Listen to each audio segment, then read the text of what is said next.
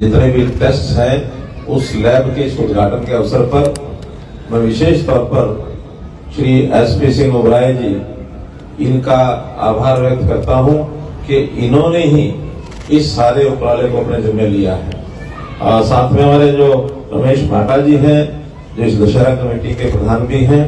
अपने आप में इस भवन में और भी बहुत से ऐसे फिलंथ्रोपी के जो कार्यक्रम चला रहे हैं, बुक बैंक है, वस्त्र बैंक है, अनाज अन्न का जो वितरण करते हैं, इस प्रकार की सेवा के सब काम ये भी कर रहे हैं। तो ऐसे इस स्थान का एक विशेष महत्व है। इस स्थान पर आने का मुझे आज अवसर मिला और हमारे बीच में और भी बहुत से गणमान्य व्यक्ति बैठे हैं। हमारे प्रबलीन जी जिन्होंने इस सारे काम में मेरे और ओबराय जी के बीच में पुल का काम किया। उनका ओबराय जी ऐसे व्यक्ति हैं जो दुबई में बैठे हुए भारतीयों की कितनी सेवा कर रहे हैं, कितने काम बताए गए, वो सब अगर मैं वर्णन करने लगूंगा तो बहुत लंबी लाइन है। खास करके वहां जो लोग भारतीय फंस जाते हैं, कई कारणों से लोग बाहर जाते हैं, तो शायद विधिवत जैसा तरीका होता है, कोई वीजा पासपोर्ट से नहीं जाते, वैसे ही चले जाते हैं, बाद में फंसते हैं। लेकिन फिर भी उनको उनकी सहायता करने वाला वहां तो व्यक्ति चाहिए। ऐसे लोगों को खास करके कोविड के दिनों में भी जो इवैक्यूएशन वहां से हुआ, ऐसे मुझे लगता है 2 जहाज शायद भर करके वहां से लोगों ने आपको यहाँ भेजे, 4, और उन 4 जहाजों का खर्चा भी ओबराय जी ने किया। कितनी वहां दुर्घटनाएं हुई, डेथ हो जाती है, तो उसके बाद उनको आखिर डेड बॉडी भी यहाँ परिवार को लोगों की इच्छा होती है कि वापस आनी चाहिए। कितने ही सैकड़ों ऐसे काम इन्होंने किए, डेड बॉडीज के किए हों अथवा उनके इलाज के किए हों अथवा वहां से वापस भेजने के किए हों, ये सब इन्होंने किए हैं। तो जो एक फिलैंथ्रोपिस्ट होता है उसके काम करने की कुछ सीमा नहीं होती है, वो अथक मेहनत से असीमित काम करता है। जैसे बताया गया कि अपनी आय का 96% वही कामों में खर्च करता है। 96% कहना आसान है, सोचना बड़ा कठिन है। ये ठीक है कि जो व्यक्ति अपने आप को समाज को समर्पित कर देता है उसके लिए शायद ये आसान है, क्योंकि वो अपने जो भी उसके पास साधन होते हैं, जो संपत्ति होती है, वो मानता है मेरी नहीं है, ये समाज की है। समाज के प्रति एक समर्पण का भाव जागृत होता है, लेकिन आसान नहीं होता, बहुत कठिन होता है। हमारे लिए सबके लिए प्रेरणा का एक विषय है।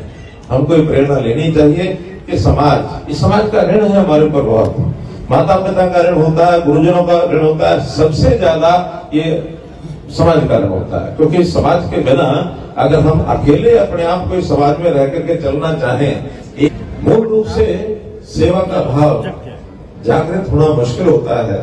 और राजनीतिक व्यक्ति और सेवा का भाव ये बहुत बड़ी एक बारीक लकीर और बड़ा कठिन काम है।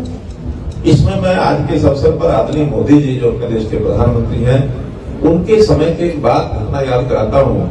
2014 में वो प्रधानमंत्री बने, उससे पहले 2013 में हमारे मीडिया के मित्र से मिलते हैं, पूछते हैं, तो कभी कभी उत्तर देना पड़ता है। मीडिया के लोगों ने उनसे पूछा कि मोदी जी आप देश के प्रधानमंत्री बनने जा रहे हैं, बताइए सबसे बड़ा चैलेंज आपके सामने क्या है। हर किसी को आशा अपेक्षा होती है राजनीतिक व्यक्ति से, देश की बड़ी बड़ी समस्याएं हैं, इन समस्याओं में से किसी को चैलेंज के रूप में लेकर चलेंगे।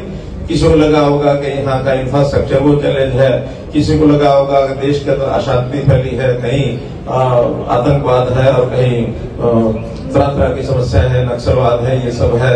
देश के जो बॉर्डर्स पर भी बहुत से लोग धाक लगाए बैठे कि भारत को कैसे नुकसान पहुंचाया जाए। किसी को बेरोजगारी लगती है, किसी को गरीबी लगती है, ये सब समस्याएं। सोच रहे थे क्या बोलेंगे, थोड़ा सोच करके उन्होंने बोला, उनका देखिए मेरे सामने सबसे बड़ा चैलेंज अगर कोई है तो वो है मुझे अपनी बिरादरी के लोगों की छवि ठीक करनी है, ये चैलेंज। अब समझने वाले सब समझते हैं कि राजनीतिक व्यक्ति की छवि क्या होती थी उस समय। कोई किसी को कह दे कि नेताजी हैं तो सामने वाला कहता था भैया कुछ कह लो, नेता मत कहो। क्यों? नेताओं के बारे में, राजनीतिक नेताओं के बारे में धारणा अच्छी नहीं थी। मानो जो राजनीति में गया वो किसी स्वार्थ के कारण से, लालच के कारण से कहीं वहां लूटमार करेगा, भ्रष्टाचार करेगा, ये धारणा बनती थी। लेकिन मोदी जी आए, उन्होंने धारणा बदल के रख दी।